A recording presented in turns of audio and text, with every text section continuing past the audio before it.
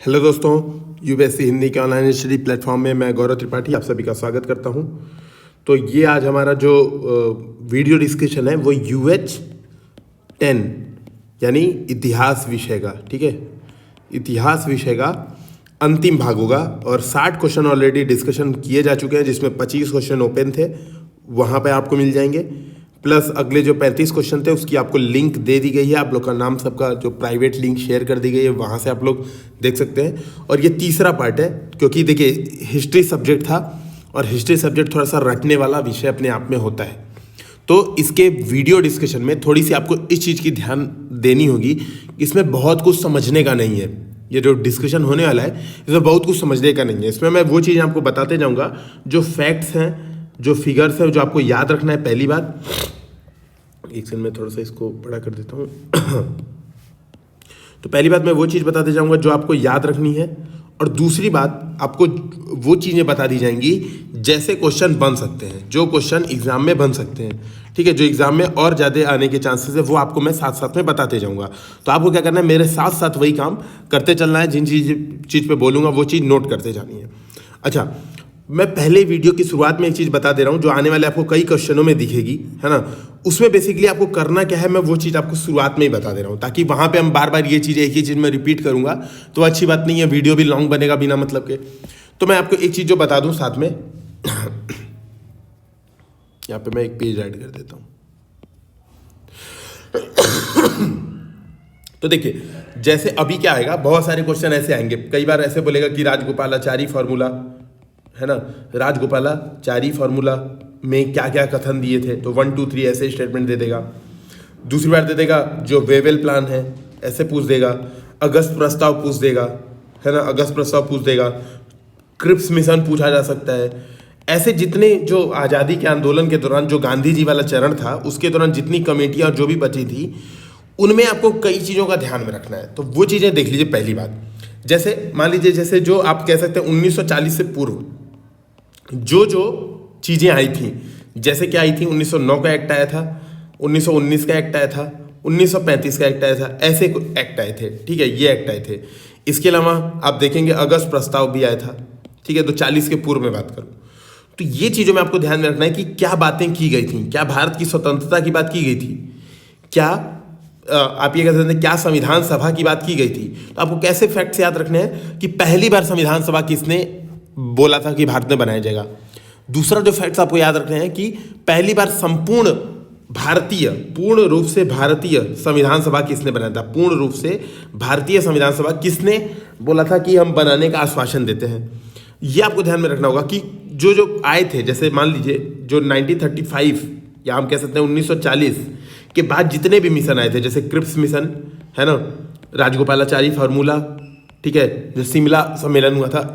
आपको इसमें यह ध्यान में रखना है कि किसको मुस्लिम लीग का समर्थन था, किसको कांग्रेस का समर्थन था। आपको इसमें यह फैक्ट ध्यान में रखना है।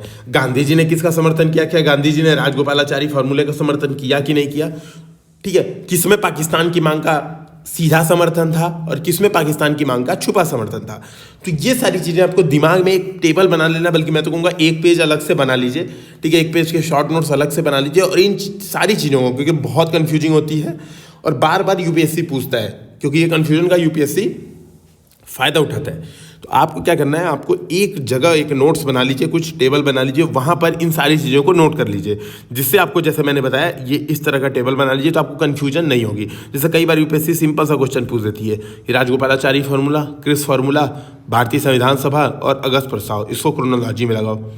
ऐसा क्वेश्चन बहुत सिंपल जो बन सकता है। तो आपको क्या करना है, एक टेबल बना के वहाँ पर इससे संबंधित जो इंपॉर्टेंट फैक्ट्स है उसको लिख लेना है, ठीक है। तो अब हम चलते हैं 61वें क्वेश्चन से डिस्कशन शुरू करते हैं, ठीक है। तो ये अब मुझे उम्मीद है ये बात आप ध्यान में रखेंगे, तो आगे मैं एक बार बताते जाऊँगा, ये याद रखना है तो आप याद रखते जाइए। भारत सरकार अधिनियम 1935 के अंतर्गत प्रस्तावित की गई अखिल भारतीय संघ की योजना कभी अस्तित्व में नहीं आई, क्योंकि, तो बोला है क्यों अखिल भारतीय। देखिए, जो 1935 का एक्ट था उसमें एक संघ का प्रावधान था कि अखिल भारतीय संघ बनेगा, ऑल इंडिया फेडरेशन बनेगी, लेकिन वो संघ प्रस्ताव के बावजूद कभी अस्तित्व में नहीं आया। उसके बहुत सारे कारण थे। तो 2 कारण यहाँ पे दिए हुए हैं और यानी दोनों स्टेटमेंट सही हैं। अभी मैं पढ़ के आपको समझा देता हूँ, ठीक है। तो दोनों स्टेटमेंट सही हैं, इसका सही आंसर हो जाएगा सी। तो क्यों नहीं अस्तित्व में आया? तो देखिए ये कई बार मेंस में भी क्वेश्चन पूछा जा सकता है। मेंस में सीधा सीधा क्वेश्चन पूछा जा सकता है कि 1935 के एक्ट की आलोचनात्मक समीक्षा कीजिए, ठीक है। ये सीधे क्योंकि सिलेबस है, मेंस के सिलेबस में शामिल है, इस तरीके का प्रश्न बन सकता है। तो यहाँ पर क्या आलोचनात्मक समीक्षा ही लिखी हुई है आंसर में। तो देखिए राजा इसमें शामिल होने के अनिच्छुक थे क्योंकि इस योजना ने सर्वोच्चता के मुद्दे का समाधान नहीं किया। देखिए सिंपल सी बात है, आप ये समझिएगा, भारत में ऑल इंडिया फेडरेशन मतलब कुछ रियासतें थीं, कुछ ब्रिटिश शासित प्रांत थे, प्लस कुछ कमिश्नरी प्रणाली वाले क्षेत्र थे, ये थी भारत में। तो इसको मैं कह सकता हूँ प्रांत, इसको मैं लिख देता हूँ रियासतें, ये थी। अब इन सबको मिलाकर संघ बनाया जाना है, तो सबके कुछ ना कुछ हित अलग होंगे। जैसे मान लीजिए प्रांतों पर सीधे ब्रिटिश जो संसद थी, ब्रिटिश संसद थी, वो आप कह सकते हैं सबसे ऊपर थी, प्रांतों में सबसे ऊपर हायरार्की में, अनुक्रम में ये थी। रियासतें अपने आप में एक तरह से स्वतंत्र शासन कर रही थी, अच्छा खासा स्वतंत्र शासन कर रही थी, हालांकि ब्रिटिश हस्तक्षेप था, लेकिन फिर भी हम मान सकते हैं मैक्सिमम स्वतंत्र शासन रियासतों में था, ठीक है। तो रियासतें ये सोच रही थी कि यार अगर हम शामिल हो जाएंगे तो हमारी जो स्वतंत्रता का मुद्दा है वो कहाँ जाएगा, हमें स्वतंत्र मिलेंगे कि हम ब्रिटिश शासन के एकदम अंतर्गत आ जाएंगे, ठीक है। तो रियासतों का ये बात थी, अब ये समझिएगा, है ना।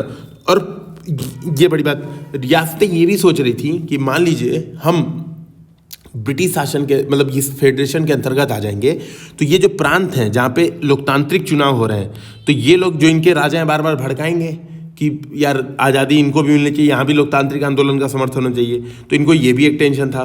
फिर उनको तीसरी बात का ये भी टेंशन था कि यार ब्रिटिश तो जब मन करेगा तब हमको हटा सकते हैं, तब अगर हम ऑल इंडिया फेडरेशन में आ जाएंगे, है ना। इसके अलावा जो प्रांत थे, प्रांतों को ये सबसे बड़ी प्रॉब्लम थी। प्रांत ये सोच रहे थे कि यार ये तो लोकतांत्रिक रूप से चुने हुए नहीं है, जो रियासतें ये लोकतांत्रिक रूप से तो चुनी हुई नहीं है। खास करके गांधी जी इस बात पर बहुत ही नाराज थे कि रियासतें लोकतांत्रिक है नहीं, अब लोकतांत्रिक नहीं है तो इनको क्यों ऑल इंडिया फेडरेशन में शामिल किया जाए, ठीक है। तो ये कुछ मामले थे जिसके कारण ऑल इंडिया फेडरेशन कभी वास्तविकता में नहीं आ पाया। तो मुस्लिम लीग ने भी इस योजना का विरोध किया क्योंकि वह एक कमजोर केंद्रीय सरकार के साथ विकेंद्रीकरण के पक्ष में थी, ठीक है। तो देखिए वही चीज़ यहाँ पर एक्सप्लेनेशन दिया हुआ जो मैंने आपको समझाया कि क्योंकि रियासतें शामिल होने के इच्छुक नहीं थी, और रियासतें क्यों नहीं इच्छुक थी तो उनकी आपत्ति बताई है, सर्वोच्चता के मुद्दे का समाधान नहीं किया गया। फिर देखिएगा मुस्लिम नेता क्यों भयभीत थे, हिंदू वर्चस्व से भयभीत थे, ये आपको ध्यान में रखना है। और ये क्या चाहते थे, कमजोर केंद्रीय सरकार साथ विकेंद्रीकृत व्यवस्था चाहते थे। क्यों? क्योंकि एक तरह से ऐसे समझिए कि 1935 के दौरान आप कह सकते हैं वो पाकिस्तान वाली विचारधारा कि हमको पाकिस्तान अलग चाहिए, इसके समर्थन में आ चुके थे कि हम भाई केंद्र कमजोर चाहिए, राज्य मजबूत चाहिए, मुस्लिम लोगों का हित हमें संरक्षण रखना है, ठीक है। इसके अलावा कांग्रेस को क्यों नहीं संघ की संरचना पसंद थी? क्योंकि संघीय विधानसभा का 23 सीटें राजाओं द्वारा भरी जानी थी। तो वही बात जो मैंने आपसे समझाई कि कांग्रेस इस वजह से नहीं इसमें समर्थन में थी, कांग्रेस इस वजह से इसमें चिड़ी हुई थी, ठीक है। नेक्स्ट क्वेश्चन देखते हैं, 62वां क्वेश्चन। जस्टिस आंदोलन के संदर्भ में निम्नलिखित तथ्यों पर ध्यान दीजिए। इसका उद्देश्य विधायिकाओं में गैर ब्राह्मणों हेतु प्रतिनिधित्व प्राप्त करना था, तो बिल्कुल सही बात है। यह बॉम्बे प्रेसिडेंसी में केंद्रित था, गलत, यह मद्रास में था, ये बस को ध्यान में रखिएगा। तो देखिए मेरा ऑडियो अगर आप सुनेंगे भी ना कान में लगा के, वीडियो नहीं भी देखेंगे तो आपको बहुत सारी जानकारी अपने आप मिल जाएगी। तो सोते समय भी आप क्या कर सकते हैं, 1.5 गुने 1 गुने पे स्पीड बढ़ाकर ये चीज़ें सुन सकते हैं। तो इससे क्या होगा, आपको रिटेन करने की पावर आपकी बढ़ जाएगी। तो जस्टिस आंदोलन आप समझ सकते हैं कि ये क्या था, बेसिकली ये गैर ब्राह्मणों मतलब ब्राह्मणों के विरोध में दक्षिण भारत में एक आंदोलन था। ई पेरियार का नाम आपने सुना होगा, मुदलियार का नाम सुना होगा, ये लोग इसके स्टार्टर थे, है ना। ये लोग ने स्टार्ट किया था। बॉम्बे प्रेसिडेंसी पे नहीं, ये मद्रास में केंद्रित था। तो इस बात को आपको ध्यान रखना है कि बॉम्बे पे नहीं, ये मद्रास में केंद्रित था, ठीक है। अब हम क्या करते हैं, इसका मॉडल आंसर देखते हैं, मॉडल आंसर में क्या हुआ है। तो देखिए आपको ये याद रखना है कि मद्रास प्रेसिडेंसी में गैर ब्राह्मणों हेतु नौकरियों और विधायिका में प्रतिनिधित्व सुनिश्चित करने हेतु जस्टिस आंदोलन की शुरुआत CN Mudaliar, TM Nair, P Tyagaraja, ये 3 नाम आपको याद रखने हैं क्योंकि यूपीएससी ये पूछ देती है। कई बार यूपीएससी इतनी खुरापात गुस्से में होती है कि मद्रास प्रेसिडेंसी एसोसिएशन लिख देगी और सामने 3-3 ABCD ऑप्शन दे देगी और सब में एक नाम दे देगी, बाकी 2 नाम गलत दे देगी, एक नाम सही दे देगी, बाकी 2 नाम गलत देगी। एक ही ऑप्शन में 3 नाम सही दिए रहेंगे। तो आपको वो भी चीज़ें ध्यान में रखनी है, ठीक है। तो ये क्वेश्चन आसान था। अगला है पत्र पत्रिकाओं से रिलेटेड। भारतीय राष्ट्रीय आंदोलन के संबंध में आत्मशक्ति, धूमकेतु और नवयुग क्या थे? तो ये देखिए पत्र पत्रिकाएं थी। और कौन सी पत्र पत्रिकाएं थी? ये वामपंथी पत्र पत्रिकाएं थी। अब ये आपको मेंस के लिए भी इंपॉर्टेंट है। देखिए मेंस में कई बार प्रश्न आता है कि भारतीय राष्ट्रीय आंदोलन में प्रेस की भूमिका का परीक्षण कीजिए। तो देखिए, प्रेस की भूमिका का परीक्षण तो आपको बहुत आसान से याद होगा कि मतलब आप आराम से लिख सकते हैं कि सूचनाओं का प्रसार करती थी प्रेस, राष्ट्रवाद का बढ़ावा देती थी, स्वतंत्रता समानता जैसे विचारों का प्रसार करती थी, राष्ट्रीय एकता को बढ़ावा दे, ये सब जनरल पॉइंट आपको याद होंगे। लेकिन अगर आपने स्पेसिफिक कुछ पॉइंट याद कर रखे हैं, जैसे आपने कुछ, देखिए कैसे याद कर रखे हैं, इस तरीके से कि थोड़ा सा लाइन वाइज याद कर रखा है आपने कि यार जो 1880 का दशक था, इस दौरान अमृत बाजार पत्रिका जो शिशिर कुमार घोष की थी, इनके नाम के साथ कि शिशिर कुमार घोष की जो अमृत बाजार पत्रिका थी, इन्होंने विदेश की आलोचना की। ठीक है, बाल गंगाधर तिलक, बीजी तिलक मैं लिख दे रहा हूँ, बीजी तिलक, ठीक है, बीजी तिलक की केसरी और मराठा, इन्होंने बहुत आलोचना की, है ना। ये नाम लिख के अगर आप आंसर लिख रहे हैं ना तो बहुत कमाल का हो जाएगा। आप बताएंगे कि संध्या और युगांतर जैसे क्रांतिकारी पत्रिकाएं भी थीं, ठीक है, संध्या युगांतर जैसे क्रांतिकारी पत्रिकाएं भी थीं, आप ये बात बता सकते हैं। इसके अलावा आप वामपंथियों का कुछ याद कर लें अगर, कि ये जो वामपंथी हैं इनका याद कर लें कि जैसे आत्मशक्ति, धूमकेतु, नवयुग, कुछ ये थी।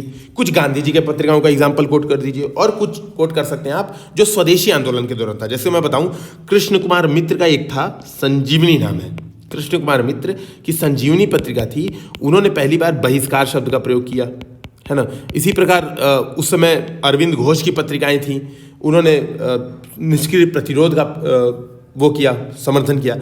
इस तरह की जो पत्रिकाएं हैं, ये एग्जाम्पल अगर आप याद करके इसको कोट करेंगे ना एग्जाम में, तो आपके मार्क्स सीधे जंप करेंगे। जैसे सबको अगर 3 नंबर मिलेगा, 4 नंबर मिलेगा 10 में से, तो आपको सीधे 6 नंबर मिलेगा, क्योंकि आपने बहुत शानदार एग्जाम्पल कलेक्ट करके आंसर लिखा है।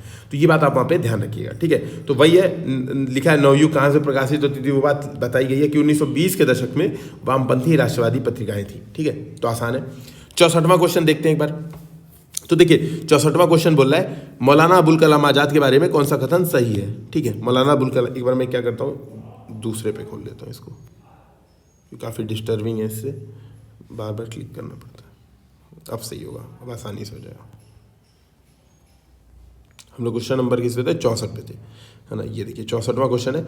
तो अब यहाँ पर देखिए, आप बोल रहा है मौलाना अबुल कलाम आज़ाद के बारे में निम्नलिखित में से कौन सा कथन सही है। यह अखिल भारतीय खिलाफत समिति के संस्थापक सदस्य थे, ठीक है, मान लीजिए मुझे नहीं पता। वह भारतीय राष्ट्रीय कांग्रेस से संबद्ध थे, किंतु कभी भी इसके अध्यक्ष नहीं बने, ये गलत है। बोलिए, अध्यक्ष बने थे, सबसे युवा अध्यक्ष थे, ये सब लोग, पूरी दुनिया जानती है। इवन KBC में भी यह पूछा गया था कि भारतीय राष्ट्रीय कांग्रेस के सबसे युवा अध्यक्ष, तो कई लोग बोल रहे थे राहुल गांधी, है ना। तो राहुल गांधी नहीं है, सबसे युवा अध्यक्ष कौन थे, यही मौलाना अबुल कलाम आज़ाद। अब देखते हैं एक बार ऑप्शन, देखते हैं ऑप्शन में क्या दिया है। देखिए ऑप्शन में क्या दिया हुआ है, 1, ठीक है, 2, 3, तो 2 तो गलत है, 2 गलत है, मैंने काट दिया, 2 गलत है। अब 1 और 3, अब यानी 1 सही है। अब बोले 1 मुझे पता है या नहीं पता, लेकिन 1 सही है, ये 100% मैं श्योर हो जाऊंगा, है ना, 1 सही ही है। 1947 में गठित सरकार, उन्होंने शिक्षा मंत्री का पदभार ग्रहण किया, तो बिल्कुल सही बात है, उन्होंने क्या किया, ऐसा किया, है ना। तो 1 इसका आंसर हो जाएगा करेक्ट, C, ठीक है, इसका करेक्ट आंसर हो जाएगा C। और यहाँ पर देखिए इसका एक्सप्लेनेशन अगर आप देखेंगे तो लिखा हुआ है क्लियर कि मौलाना अबुल कलाम आज़ाद का जन्म मक्का में हुआ था, उसके बारे में पूरा बताया गया है, तो आप इसको पढ़ें।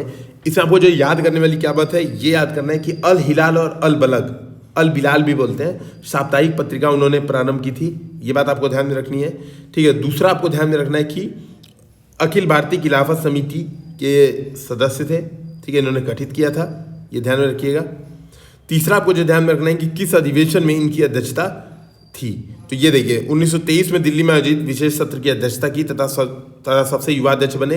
पुनः 1940 में रामगढ़ अधिवेशन के लिए भी अध्यक्ष चुना गया और 5 वर्षों तक अध्यक्ष बने रहे, क्योंकि कोई अधिवेशन नहीं हुआ, ठीक है, तो लंबे समय तक ये अध्यक्ष बने रहे, ठीक है। तो ये बात आपको ध्यान में रखना है। और शिक्षा और कला मंत्री 1947 में वो रहे। और ये भी ध्यान में रखिएगा कि शिमला सम्मेलन में जवाहरलाल नेहरू के साथ, शिमला सम्मेलन में 2 लोग गए थे, जवाहरलाल नेहरू JLN, और ये क्या नाम है इनका, मौलाना आज़ाद, ठीक है, मौलाना आज़ाद जो उनके साथ हुआ था, ठीक है, जो क्रिप्स मिशन और उसके बाद जो आए थे लोग, जिसका शिमला सम्मेलन हुआ था आज़ादी के लिए, शिमला सम्मेलन, न कि चाइना और जो भारत पाकिस्तान वाला शिमला सम्मेलन नहीं, जो उस समय आज़ादी के लिए शिमला सम्मेलन हुआ था, तो उसमें भी यह गए थे, ठीक है। तो आपको ये बात का ध्यान में रखना होगा। तो नेक्स्ट क्वेश्चन देखते हैं हम लोग। देखिए बेसिक वही है कि मतलब मैं इसमें यही कर सकता हूँ कि इसमें बहुत कुछ हिस्ट्री वाले पेपर्स में बहुत कुछ समझाने का नहीं होता है, ठीक है, इसमें बहुत कुछ डिस्कस करने का होता है। तो बहुत कुछ डिस्कशन करना मतलब जिस हिसाब से कर रहे हैं हम लोग तो अच्छा कर रहे हैं ना। आपको रटना इसमें ज़्यादा है, हिस्ट्री वाले में रटना ज़्यादा है, इकोनॉमिक्स वाले में कुछ कॉन्सेप्ट आएंगे तो वो डिस्कशन हो जाएंगे, करंट अफेयर्स वाले में कुछ प्रॉब्लम्स आएंगी वो डिस्कशन हो जाएंगे। इसमें हम लोग बेसिकली यही कर सकते हैं कि ट्रिक्स एंड क्या मतलब किस तरीके से याद हो जाए चीज़ें, बहुत ईजी कर दें कि यार हाँ इस तरीके से याद करेंगे तो चीज़ें आसान हो जाएंगी और हमारे दिमाग में भी रहेंगे और हम काम भी चला लेंगे। तो वही बात है, तो वही काम हम लोग करने का यहाँ पे प्रयास कर रहे हैं। अगला देखिए, वही मैंने आपको शुरू में बताया था कि ऐसे जब क्वेश्चन आ जाएंगे तो आपको ध्यान में रखना है किसने क्या कहा था, कि कौन इसके समर्थन में था कौन विरोध में था। तो बोला है 1940 के अगस्त प्रस्ताव के संबंध में कथन है, भारत के लिए पूर्ण स्वतंत्रता के लक्ष्य को प्रस्तावित किया। अब बताइए 1940 में ही ऐसा हो जाएगा क्या? तो बिल्कुल गलत है। देखिए सीधी बात है, गलत है ना, तो गलत है तो मैं क्या करूँगा, 1 काट दूंगा तो आंसर क्या हो जाएगा ए, यानी अगला मैं पढ़ूंगा भी नहीं, सही होगा, ये पढ़ूंगा ही नहीं, गलत ही होगा, है ना, बिल्कुल गलत होगा। तो देखिए इसके सीधे सीधे आंसर आप इस तरीके से, अगर आपने एक स्टेटमेंट आप क्लियर हैं तो आपके आंसर आ सकते हैं। तो 65 का ए सही है। इनका लक्ष्य था, देखिए यहाँ पे मैं बता भी दे रहा हूँ, भारत को डोमिनियन स्टेटस देना, न कि पूर्ण स्वतंत्रता। तो पहला बिल्कुल गलत है, आप काट दें तो आंसर हो जाएगा, ठीक है। और ये किसने घोषणा की थी, अगस्त प्रस्ताव की घोषणा किसने की थी? तो इसका नाम आपको ध्यान में रखना है, लिन लिथिगो ने इसकी घोषणा की थी। तो ये बात में ध्यान रखिएगा, देखिए सॉल्यूशन में दिया भी है लिन लिथिगो, ये आपको ध्यान में रखना है। इसके अलावा आप देखेंगे कि कांग्रेस ने इसको अस्वीकार कर दिया था, तो ये बात आपको और ध्यान में रखना है कि कांग्रेस ने इसको अस्वीकार कर दिया गया था। हो सकता है एग्जाम में यही पूछ दे कि कांग्रेस ने इसको समर्थन किया था, ऐसा ही स्टेटमेंट दे दे और आप लोग सही मान के चले आए, ठीक है। नेक्स्ट क्वेश्चन देखते हैं, कौन से नेता कांग्रेस सोशलिस्ट पार्टी के सदस्य थे? तो देखिए इसमें आपको जो एक इंपॉर्टेंट बात ध्यान रखनी है, नाम है कांग्रेस सोशलिस्ट पार्टी, है ना। आप सोचेंगे यार जवाहरलाल नेहरू भी सोशलिस्ट थे पूरी तरीके से, और ये अगर आपको पता भी होगा कांग्रेस सोशलिस्ट पार्टी के बारे में तो 1934 के आसपास ये बनी थी। तो सब लोग ये सोचेंगे यार कांग्रेस सोशलिस्ट पार्टी सोशलिस्ट है यानी जवाहरलाल नेहरू पक्का इसके सदस्य होंगे। तो ये बात ध्यान में रखिएगा, जवाहरलाल नेहरू इसके सदस्य नहीं थे। तो ये आप काट देंगे तो केवल एक ही आंसर बचेगा। देखिए 3 एलिमिनेट कर दीजिए तो ये भी खत्म, ये भी खत्म, ये भी खत्म, केवल एक ऑप्शन बचेगा। इनके बारे में नहीं भी पता है तो आपका आंसर सही हो जाएगा। लेकिन मैं रिक्वेस्ट करूंगा कि इनके नाम आपको याद होने चाहिए, क्योंकि यार ये हिस्ट्री के कुछ इंपॉर्टेंट, हम लोगों ने ये 100 क्वेश्चन बनाए ना, इसे आप मैक्सिमम फैक्ट्स याद कर सकते हैं, क्योंकि ये क्वेश्चन एग्जाम में डायरेक्ट पूछे जाने के चांसेस हैं। और हम लोग ने काफ़ी मतलब बहुत ही यूपीएससी के प्रीवियस ईयर क्वेश्चन पेपर से दिमाग लगाया है, इधर उधर हर जगह की किताबें पढ़ी हैं, हर जगह के टेस्ट सीरीज देखे हैं, उससे अंदाजा लगा कि ये सारे क्वेश्चंस बनाए हैं। तो मतलब बहुत इंपॉर्टेंट है, जो क्वेश्चन दिए जा रहे हैं आप उसमें थोड़ा सा रखने का प्रयास कीजिए, मैक्सिमम रखने का प्रयास कीजिए। 67वां क्वेश्चन देखते हैं हम लोग अम्बेडकर के बारे में। तो बी आर अम्बेडकर के संदर्भ में कथन क्या है? वे दलित वर्गों हेतु पृथक निर्वाचन मंडल के पक्ष में थे। बिल्कुल सही बात है ना, वो इस बात के पक्ष में थे और इसलिए वो कहाँ गए थे? राउंड टेबल कॉन्फ्रेंस में गए थे, और राउंड टेबल कॉन्फ्रेंस में गए तो इनकी बात मान ली गई और क्या किया? पृथक निर्वाचन दे दिया गया। और इसी के विरोध में गांधी जी अनशन में बैठ गए, तो क्या हुआ? पूर्णा समझौता हुआ। लेकिन पूर्णा समझौता में पृथक निर्वाचन की इनकी बात नहीं मानी गई, बल्कि आरक्षित सीटों की बात मानी गई। तो ये स्टेटमेंट गलत है। उन्होंने दलित वर्गों हेतु पृथक निर्वाचन की अपनी मांग पर बल देने के लिए गांधी जी के साथ पूर्णा समझौता पर हस्ताक्षर किए। नहीं, ऐसी बात नहीं है। गांधी जी के साथ पूर्णा समझौता क्यों हुआ? क्योंकि पृथक निर्वाचन की मांग खारिज करने के लिए। तीसरा, उन्होंने धार्मिक आधार पर भारत के विभाजन का प्रबल विरोध किया, तो ये भी गलत है। वे भारत के विभाजन के समर्थन में थे। उनका कहना था कि अगर पाकिस्तान बनेगा और पाकिस्तान में जनता का, जो भारतीय जनता है जो जाना चाहती है पाकिस्तान में, उनका एक सुनिश्चित हस्तांतरण हो पाएगा, तो भारत के सहंति और वहनीयता के लिए बहुत ही ये चीज़ इंपॉर्टेंट है। ठीक है, तो ये बात आप ध्यान में रखेंगे, है ना।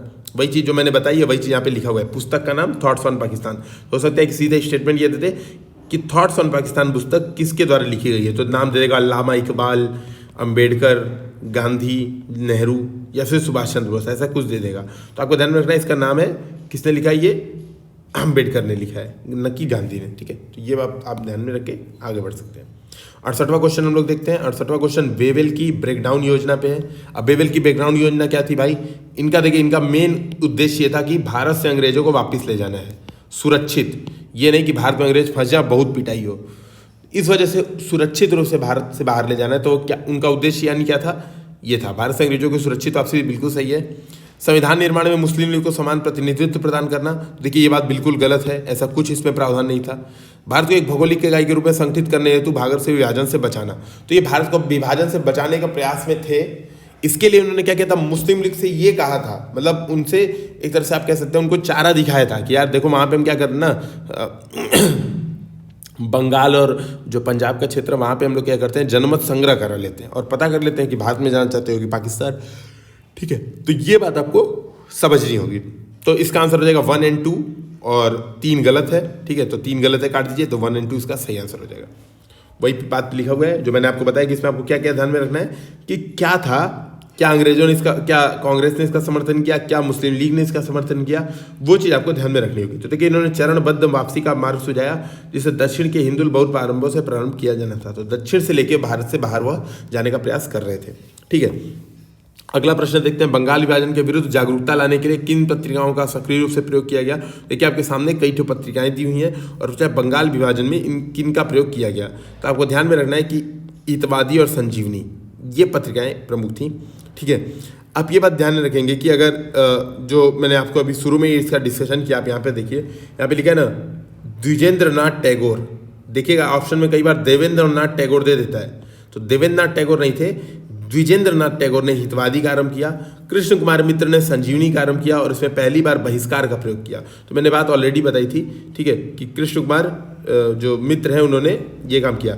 और बंगाली किसके विरुद्ध किया गया, तो बंगाली सुरेंद्रनाथ बनर्जी के नेतृत्व में, यानी सुरेंद्रनाथ बनर्जी ने किसका प्रचार किया, बंगाली का। ठीक है, तो देखिए इसके सारे विकल्प सही हैं और इसका आंसर हो जाएगा 1, 2 और 3।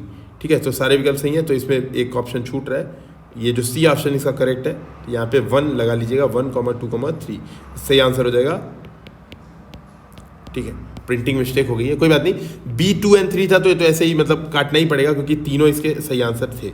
ठीक है, तो जो मैंने आपको शुरू में बात बताई थी कि देखिए ये आपको मेंस के लिए याद रखना है, जो बात बताने जा रहा हूँ कि बहिष्कार का पहली बार प्रयोग संजीवनी में, ठीक है, और निष्क्रिय प्रतिरोध का अरविंदो घोष की वंदे मातरम में, ये मैंने शुरू में ही बता दिया था। ये याद रखना, यह हो सकता है प्री में भी क्वेश्चन पूछ दे कि निम्नलिखित में से किस पत्रिका में पहली बार बहिष्कार शब्द का प्रयोग किया गया, या निम्नलिखित में से किस पत्रिका में पहली बार निष्क्रिय प्रतिरोध की अवधारणा प्रस्तुत की गई, तो वो आपको ध्यान में रखना है। अगला बोला है नारायण, 17वां क्वेश्चन देखिए आप, नारायण मल्हार जोशी उपयुक्त में से किस संगठन की स्थापना से जुड़े हुए थे। तो नारायण मल्हार जोशी के देखिए 2 संगठन थे, ठीक है, सोशल सर्विस लीग और all India trade union congress, इन दोनों से NM जोशी बेसिकली ये कृषि, ये आप कह सकते हैं मजदूर आंदोलन से बहुत ज़्यादा जुड़े हुए थे Narayan Malhar Joshi. Indian reform association किसके द्वारा बनाया गया था, केशव चंद्र सेन के द्वारा। तो ये गलत हो जाएगा, ये आंसर नहीं होगा, 3 एलिमिनेट कर दीजिए, 1 और 2 बिल्कुल सही है। सोशल सर्विस लीग और all India trade union Congress ये क्या है, ये मजदूर संगठन है।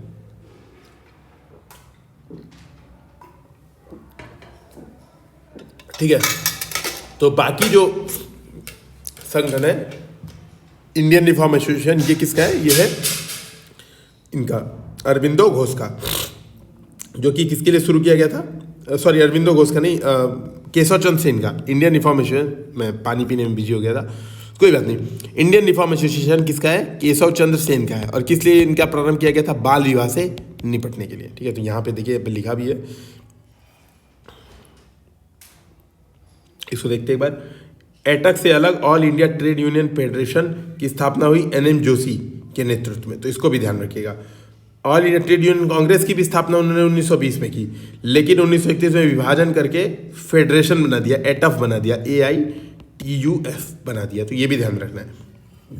इंडियन रिफॉर्म एसोसिएशन की स्थापना केशव चंद्र सेन द्वारा की गई थी, तो वही बात जो बताई वही है। ठीक है, 71वां प्रश्न देखते हैं। प्रथम विश्व युद्ध में ब्रिटिश भागीदारी के प्रति राष्ट्र, सॉल्यूशन में बड़ा ओपन कर लेता हूँ। ठीक है, आप एक बार क्या करिएगा, जो ग्रुप है, जो हम लोग का क्लोज ग्रुप है, उसमें आप क्या करिएगा, एक बार बता दीजिएगा कि ये वाला इस तरीके का डिस्कशन सही समझ में आ रहा है ना, कि बगल में सॉल्यूशन ओपन रखा जाए और बगल में डिस्कशन किया है, या मैं क्या करूँ, केवल क्वेश्चन पेपर सामने रखूँ और वही डिस्कशन करूँ। तो जैसा आपको उचित लगे आप एक बार बता दीजिएगा। मुझे लगा ये तरीका ज़्यादा अच्छा है, क्योंकि इस तरीके से आप पढ़ भी सकते हैं, रोक के स्क्रीन पे एक बार देख भी सकते हैं कि क्या जानकारी दी हुई है। अगर आपने मॉडल आंसर उठाने की अभी तक जहमत नहीं उठाई है, तो यहाँ से भी आपका काम चल जाएगा। इस वजह से मैं अगल बगल ओपन कर दे रहा हूँ।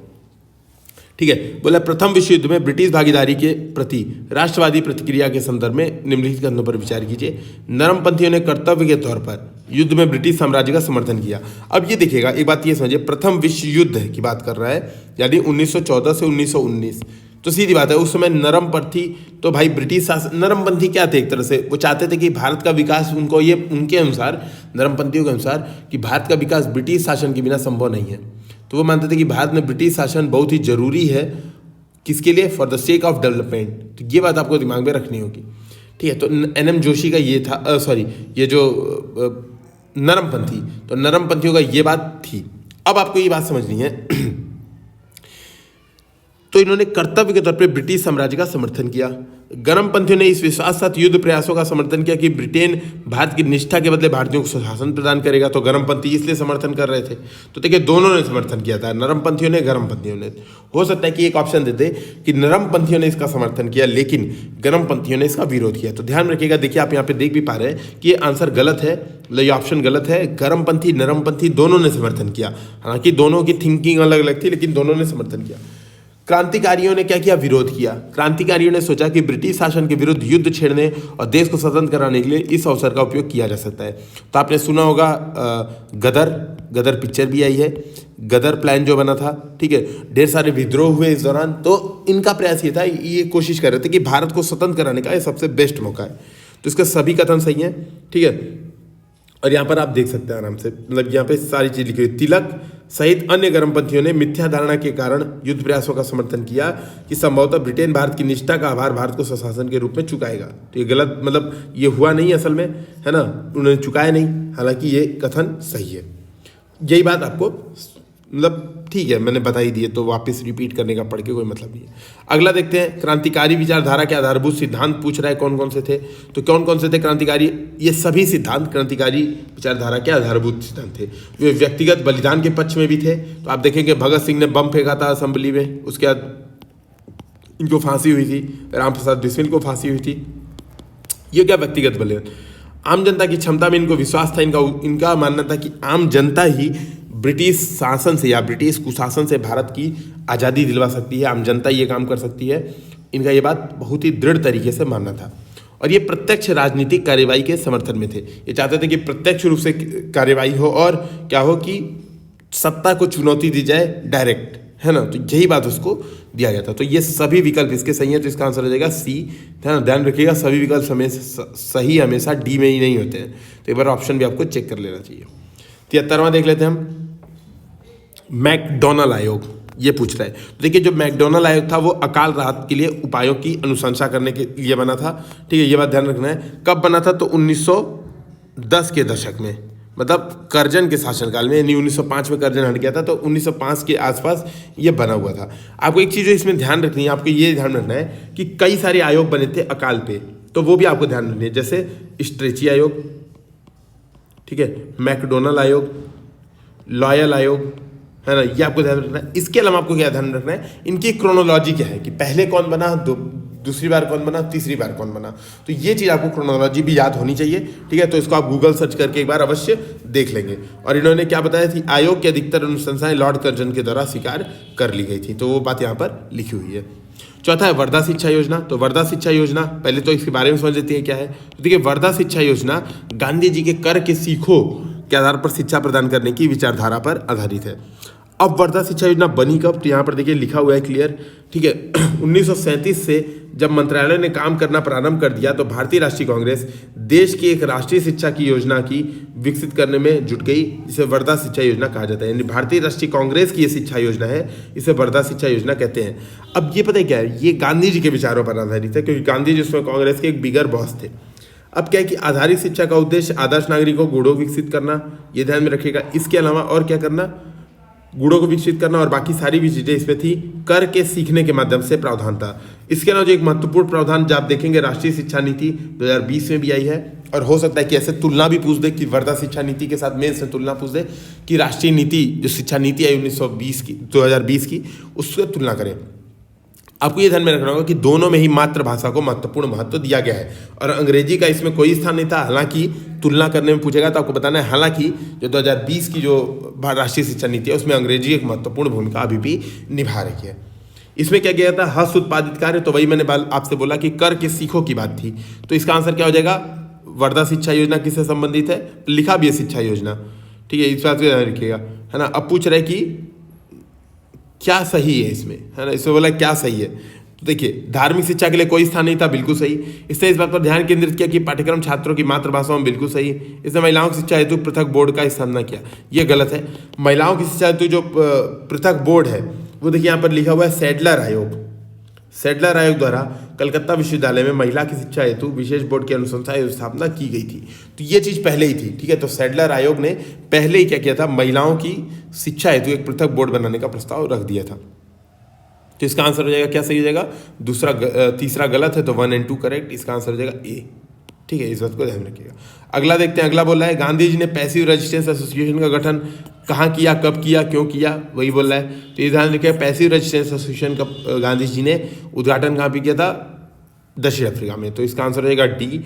दक्षिण अफ्रीका में भारतीयों के लिए पंजीकरण प्रमाण पत्र साथ लेकर चलना अनिवार्य, कानून के विरुद्ध। उसी समय आप देखेंगे गांधी जी को सत्याग्रह और बहुत सारे विचार जो उनके थे, सविनय अवज्ञा आंदोलन के विचार, वो वहीं से गांधी जी को सीखने को मिले थे।